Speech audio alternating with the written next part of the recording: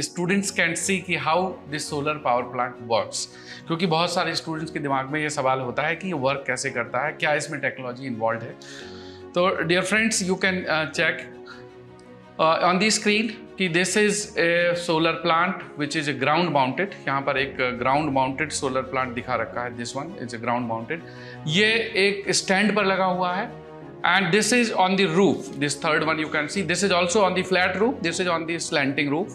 तो ये एक तरह से ये फोटोवोल्टिक सेल है, this is photovoltaic cell, these are PV cell जिसको फोटोवोल्टिक सेल कहते हैं। नॉर्मली सेमीकंडक्टर डिवाइस है, ये सिलिकॉन यूज होता है। अब आप इसका अगर सिमेटिक डायग्राम देखेंगे तो सिमेटिक डायग्राम में दिस इज दी सन, सन से फिर ये सोलर एनर्जी फॉल हो रही है सोलर पैनल पर, एंड सोलर पैनल पर सोलर एनर्जी को कन्वर्ट करते हैं into the electrical energy, but that electrical energy produced is in the form of the DC current, जिसको हम डायरेक्ट करंट कहते हैं।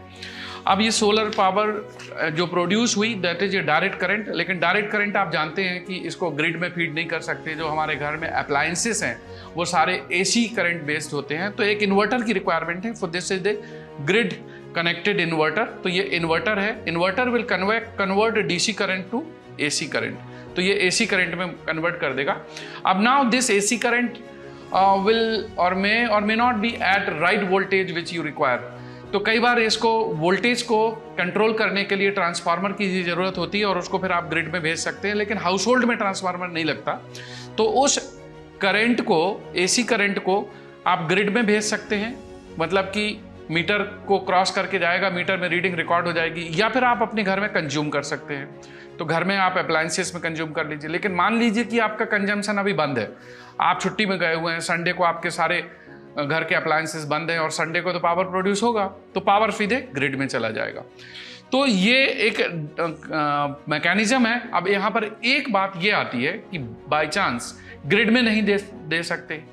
कभी कभी ऐसा हो जाता है कि ऐसे गांव में सोलर प्रोजेक्ट लगा दिया जहां पर इलेक्ट्रिसिटी का कनेक्शन नहीं है, हालांकि ऐसे अब चांसेस नहीं है, बट फिर भी बहुत छोटा अगर यूनिट है तो उसमें of grid solar power system होता है। अब आप स्क्रीन में देख सकते हैं कि जैसे ये सनलाइट से एनर्जी आई, सोलर एनर्जी, फिर डीसी एनर्जी कन्वर्ट हुई। अब इसको स्टोर करना पड़ेगा, क्योंकि जनरेशन तो डे में होगा और कंजम्पशन नाइट में भी होगा।